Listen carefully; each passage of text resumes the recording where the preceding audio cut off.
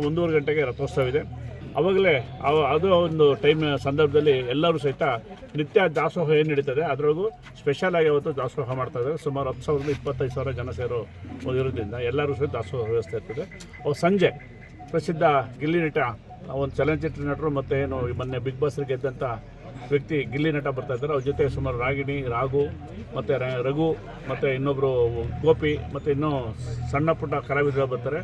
ಮತ್ತು ಏನು ಸರಿಗಮಪದಲ್ಲಿ ವಿಜಯದಂಥ ಮಕ್ಕಳು ಸಹಿತ ಬರ್ತಾ ಇದ್ದಾರೆ. ಅದ್ದೂರಿ ಕಾರ್ಯಕ್ರಮ ಅವತ್ತು ಇದೆ. ಅವತ್ತು ಸಹಿತ ಎಲ್ಲ ಊರಿನ ಭಕ್ತಾದಿಗಳು, ರಮೇಶ್ ಅಣ್ಣವರು, ರಾಮಣ್ಣವರು ಎಲ್ಲ ಸೇರಿ ಊರಲ್ಲಿ ಅವತ್ತು ಸಹಿತ ಊಟದ ವ್ಯವಸ್ಥೆ ಸಾಯಂಕಾಲಕ್ಕೆ ಮಾಡೋದು 25,000 ಜನಕ್ಕೆ. ಅವತ್ತು ಹೆಚ್ಚಿನ ಸಂಖ್ಯೆಯಲ್ಲಿ ಬರಬೇಕು, ಭಕ್ತಾದಿಗಳು ಸೇರ್ಕೋತಾರೆ. ಮತ್ತು ಇರ್ತಕ್ಕಂಥ ಕಲಾವಿದ ಭೂಮಿಗಳು ಮತ್ತು ಏನು ಗಿಲ್ಲಿ ನಟನ ಅಭಿಮಾನಿಗಳು ಹೆಚ್ಚಿನ ಸಂಖ್ಯೆಯಲ್ಲಿ ಸೇರ್ತಾರೆ ಅಂತ ಇವತ್ತು ಅಲ್ಲಿ ಗೊತ್ತಾಗಿದ್ದರಿಂದ ಈ ಒಂದು ಕಾರ್ಯಕ್ರಮ ಅದ್ದೂರಿಯಾಗಿ ನಡೆಸ್ಕೊಡ್ಬೇಕು ಅಂತೇಳಿ ಕಲಾವಿದರು, ಗಿಲ್ಲಿ ನಟನ ಎಲ್ಲ ಅಭಿಮಾನಿಗಳು ಸಹಿತ ಹೆಚ್ಚಿನ ಸಂಖ್ಯೆಯಲ್ಲಿ ಬರಬೇಕು ಅಂತ ನಾನು ತಮ್ಮ ಮುಖಾಂತರ ಎಲ್ಲ ನನ್ನ ಆತ್ಮೀಯ ಸಾರ್ವಜನಿಕರಲ್ಲಿ ಕೇಳ್ಕೊಳ್ಳೋಕೆ ಇಷ್ಟಪಡ್ತೀನಿ. ಜಾತ್ರೋತ್ಸವ ಮಹೋತ್ಸವ ಇದೆ.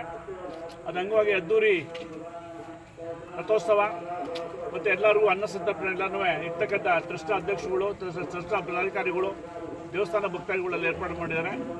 ಅದರ ಪ್ರಯುಕ್ತ ಸಂಜೆ ಗುರುವಾರ ಸಂಜೆ 7 ಗಂಟೆಗೆ ಪ್ರಖ್ಯಾತ ಚಲನಚಿತ್ರ ನಟರುಗಳು ಮತ್ತು ಕಿರುತೆರೆ ನಟರುಗಳು ಮತ್ತು ಮೊನ್ನೆ ತಾನೇ ಬಿಗ್ ಬಾಸ್ ಸ್ಪರ್ಧೆಯಲ್ಲಿ ವಿಜೇತಗೊಂಡಂಥ ಗಿಲ್ಲಿ ನಟ ಅವರು ಈ ಒಂದು ಮನರಂಜನಾ ಕಾರ್ಯಕ್ರಮ ಬರ್ತಾ ಇದ್ದಾರೆ.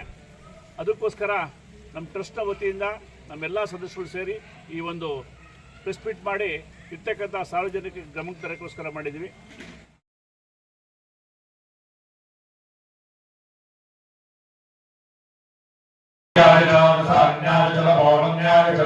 ಜಲ